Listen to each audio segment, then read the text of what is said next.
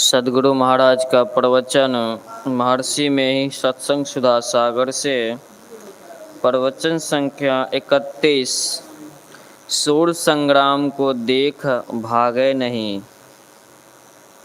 प्यारे भाइयों, आप लोगों ने संतों के वचनों का पाठ सुना। आप लोगों को सुनने में प्रिय लगे, इसलिए कुछ लय और बाजा बजवाया। लय सुनकर जो अच्छा लगा हो तथा अर्थ समझ कर गोता लगाते हो तो बहुत अच्छा।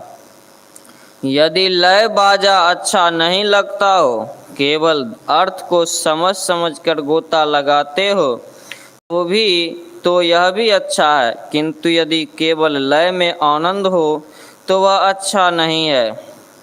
संतों की माला मेरे हृदय में है। माला में एक सुमेरु होता है। सुमेरु को टपते नहीं है। सुमेरु से लौटकर फिर गिनते गिनते सुमेरु तक जाते हैं। कोई भी सुमेरु को टपते नहीं है। मेरी माला संतों की माला है। सुमेरु में संत कबीर साहब हैं, इसलिए संत कबीर साहब का वचन मेरे पाठ में सबसे प्रथम आता है। इनको सबसे प्रथम धक्का लगा और धक्का को सह गए। जिस समय सामाजिक और धार्मिक समस्या ऐसी थी कि उसके सामने ठठना मुश्किल था, कबीर साहब ने इन धक्कों को सहा। चूल्हे पर देकर देग में उबाला गया, बांध कर हाथी के पैरों तले दबवाया गया। सिकंदर लोदी का समय था, उन्होंने बहुत जबरदस्त धक्का दिया, किंतु ये सह गए और अपनी जो उक्ति थी कही, जो उक्ति उपनिषदों में है। नानक, दादू, तुलसी आदि संत कोई कम नहीं थे, किंतु पहले इन्हीं को सब धक्का सहना पड़ा। वे कहते हैं, सब लोग अंधकार में पड़े हुए हैं। आप लोग कहेंगे, हम लोग चंद्र, सूर्य, तारे आदि के प्रकाश से प्रकाशित हैं, अनेक प्रकार की रोशनियों को जलाकर प्रकाश करते हैं, फिर अंधेरा अंधकार में कैसे? कहेंगे, विद्या नहीं रहने के कारण, किंतु इससे भी प्रकाश नहीं होता। इतना पढ़ गए कि पढ़ने का अंत ही कर डाले, किंतु आंख बंद कर देखो तो अंधकार ही मिलेगा। छांदोग्योपनिषद में नारद की कथा है कि नारद ऋषि सनत कुमार अर्थात स्कंद के यहाँ जाकर कहने लगे, मुझे आत्मज्ञान बतलाओ। तब सनत कुमार बोले, पहले बतलाओ तुमने क्या सीखा है, फिर मैं बतलाता हूँ। इस पर नारद ने कहा, मैंने इतिहास, पुराण रूपी 5वें वेद सहित ऋग्वेद प्रभृति समग्र वेद, व्याकरण, गणित, तर्कशास्त्र, कालशास्त्र, नीति शास्त्र, सभी वेदांग, धर्मशास्त्र, भूत विद्या, क्षेत्र विद्या, नक्षत्र विद्या और सर्वदेव जन विद्या प्रभृति सब कुछ पढ़ा है, परंतु जब इससे आत्मज्ञान नहीं हुआ तब अब तुम्हारे यहाँ आया हूँ। इसको सुनकर सनत कुमार ने यह उत्तर दिया, तूने जो कुछ सीखा पढ़ा है वह तो सारा नाम रूपात्मक है। सच्चा ब्रह्म इस नाम रूपात्मक ब्रह्म से बहुत आगे है। विद्या का प्रकाश, बाहर का प्रकाश रहते हुए भी आत्मज्ञान नहीं होता है। अपरोक्ष ज्ञान अनुभव ज्ञान नहीं हो सकता। अनुभव को लोग विचार में ले लेते हैं, किंतु नहीं, समाधि द्वारा अनुभव ज्ञान प्राप्त होता है। संत कबीर साहब कहते हैं, अपने घट दिया ना बारू रे, चिराग है, बत्ती है, आग लगा दीजिए, फुना कर जलता है, फिर बुझ जाता है। यह प्रकाश क्या है? उसी प्रकार का भजन करते हैं, ईश्वर की कृपा से कुछ देखने में आता है, फिर बुझ जाता है, तेल नहीं है। इसलिए संत कबीर साहब कहते हैं, नाम का तेल लो, अर्थात प्रकाश में पहुंचकर यदि शब्द को पकड़ो तो वह स्थिर प्रकाश मिलेगा जो बुतेगा नहीं।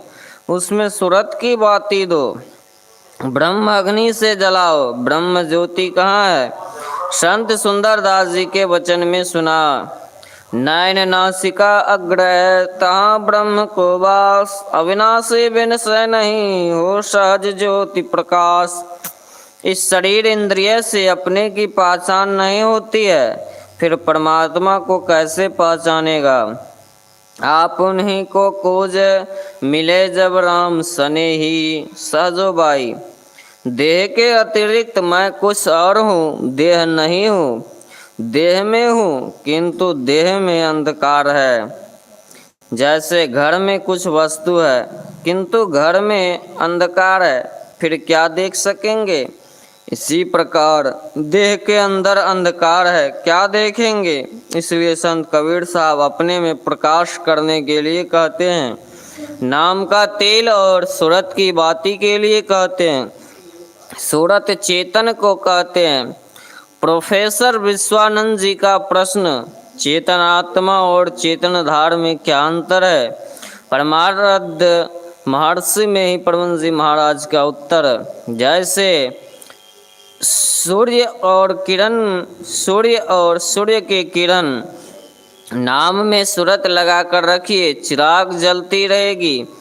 लोग कहेंगे चिराग चांद सूर्य देखते ही हैं, इससे क्या होगा? क्या होगा? जिस समय सूरत सिमटती है, स्थूल विषय में फैलाव नहीं रहता। इंद्रियों में फैलाव तब होता है जब चेतन धार इंद्रियों में रहती है। इंद्रियों में रहने पर ही पाप पुण्य कर्म करते हैं और स्वर्ग नरक भोगते हैं। इनसे निवृत्ति तभी होगी जब कोई इंद्रियों से इनकी निवृत्ति तभी होगी जब कोई इंद्रियों से अपनी चेतन धारा को समेट लें। इसलिए संत कबीर साहब कहते हैं, अपने अंदर प्रकाश करो और जगमग ज्योति को निहारो। देखने में उसमें तल्लीनता आ जाएगी, पापों से छूट जाएंगे। बंगला पद में कल सुना, देखे आनी कोने मते कीनी ना। फिर संत कबीर साहब ने कहा, अपने काम को संभालो, अपना काम बनाना यही है। हम सबसे ऊंचे रहें, लोग नीचे रहें, अपना काम बनाना नहीं है। लोग एक मुखिया दूसरे मुखिया को दबाना चाहते हैं, एक राष्ट्र दूसरे राष्ट्र को दबाना चाहते हैं। यह अपना काम बनाना नहीं है। सबसे मिलकर रहो, तभी आनंद से रहोगे। भजन करो, मन इंद्रियों से युद्ध करो। सूर संग्राम को देख भागे नहीं, देख भागे सोई सूर नहीं। काम व क्रोध मद लोभ से जूझना, मरा धमसान तहाँ खेत माही। साँच और सील संतोष साहि भय, नाम शमशेर तहाँ खूब बाजे। कहे कबीर कोई जूझ है सुरमा, कायरा पीठ दे तुरत भाजे। सच्चाई शीलता संतोष ध्वजा है। जो सूरमा है वह लड़ाई में लड़ेगा, कायर भागेगा, उसका काम नहीं बनेगा। उन्होंने दिलासा दिया, कर्ता की गति अगम है, चल गुरु की उन्मान। धीरे धीरे पाँव दे, पहुँचेगे परमान। काम बहुत बड़ा है, मन इंद्रियों को समेटना, अधोगति से उर्धगति करना ठीक है, किंतु कठिन का कड़ छोड़ने से काम चलने का नहीं। एमए तक पढ़ना बड़ा मुश्किल है। बच्चे से गुरु जी की मार कौन खाए, फटकार को कौन सहे, कॉलेज में कौन सरे। यह सोचकर नहीं पढ़ने से कोई विद्वान नहीं हो सकता, उसको पद प्रतिष्ठा नहीं मिल सकती। जो पढ़ते हैं, गुरु जी की मार खाते हैं, फटकार सहते हैं, कॉलेज जाते हैं, वे विद्वान होते हैं, उनको पद प्रतिष्ठा मिलती है। उसी प्रकार यदि तुम पढ़ो, अध्यात्म ज्ञान सीखो, तो उतने ही बड़े होगे जितने बड़े संत कबीर थे। भगवान कृष्ण ने कहा, भक्त तो मुझसे भी बड़े हैं, इतने ऊंचे दर्जे में है कि जिनका दर्शन मैं नहीं कर पाता। ऊंचा पद पर आसीन होना कोई साधारण काम नहीं, किंतु थोड़ा थोड़ा करते करते सरल हो जाएगा। भगवान बुद्ध का वचन पानी की बूंदों से घड़ा को भरते भरते वह भर जाता है, उसी प्रकार थोड़ा थोड़ा ध्यान करते करते पूर्णता को प्राप्त करोगे। यही अपना काम है। अपना काम बनाना क्या है? इस पर कहा, संसार में जो कोई प्रतिष्ठावान होकर है वही अच्छा है, प्रतिष्ठाहीन किस काम का। संसार में प्रतिष्ठा का मोल जितना है धन का उतना नहीं। झूठे को विषय को प्रतिष्ठा नहीं मिलती, जो झूठे नहीं विषय नहीं उनको प्रतिष्ठा मिलती है। छपरा के पास एक संत थे, वे बोले दिन में रात होगी, इतने आदमी मरेंगे कि आदमी को आदमी नहीं फेंकेंगे। पहली बात सूर्य ग्रहण हुआ, पूरा सूर्य डूब जाने पर अंधकार हो गया, जैसे संध्या के समय चिड़ियाँ बोलती है, चिड़ियाँ बोलने लगी। दूसरी बात प्लेग की बीमारी हुई, जिसमें इतने लोग मरे कि लोग नहीं फेंक सकते। नगर पालिका वाले गाड़ी पर भर भर कर उन लाशों को फेंकते थे। तीसरी बात, यह देश स्वतंत्र हो जाने के कारण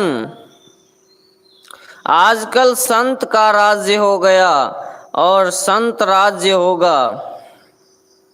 उनकी तीनों बातें मिल गई। पहली बात हुई सूर्य ग्रहण होना, अंधकार होना, चिड़ियाँ बोलना। दूसरी बात प्लेग की इतनी बीमारी हो गई कि लोगों को फेंकना पड़ा। आजकल संत राज्य हो गया। डाकघर के टिकटों पर संतों का छाप चल रहा है। दादू जाने न कोई संतन की गति गोई, अविगत अंत अंत अंतरपट अगम अगाध अगोई। सुन्नी सुन्न सुन्न के पारा, अगुण सगुण नहीं दोई। अंडन पिंड खंड ब्रह्मांड, सूरत सिंध समोई। निराकार आकार न ज्योति, पूर्ण ब्रह्म न होई। इनके पार सार सोई पई है, तन मन गतिपति खोई। दादू दीन लीन चरणन चित, मैं उनकी शरणोई। अर्थ नहीं गोई कहना, अगोई निर्वचनीय। अंतर शून्यम, बाहर शून्यम, त्रिभुवन शून्यम शून्यम। तीनों शून्य को जो कोई जाने, ताको पाप।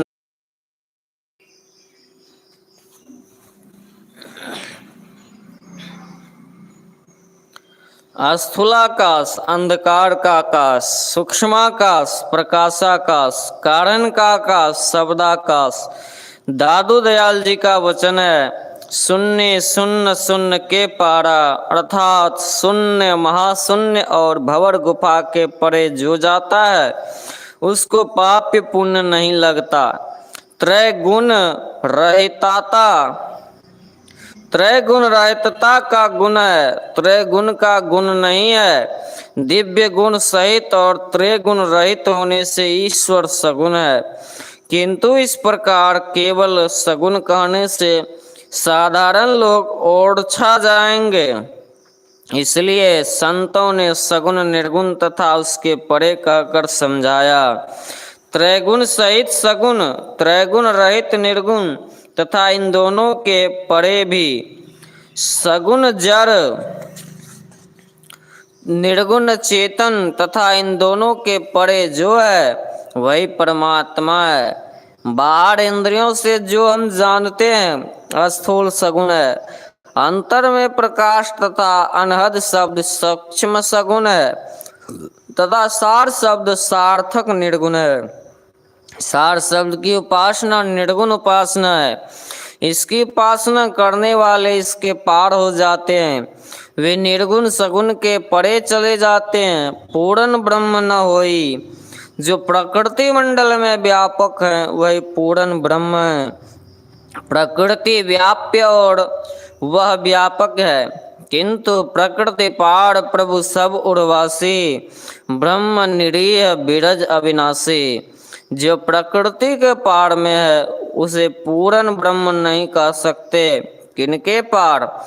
यानी पिंड ब्रह्मांड के परे, सगुण अगुण के परे और शून्य शून्य शून्य के परे जो है वही पर ब्रह्म परमात्मा है। श्री सद्गुरु महाराज की जय। यह प्रवचन सहरसा जिला विशेषाधिवेशन ग्राम खापुर अब जिला मधेपुरा में दिनांक 9 नवंबर 1952 ईस्वी को प्रातःकालीन सत्संग में हुआ था। आरती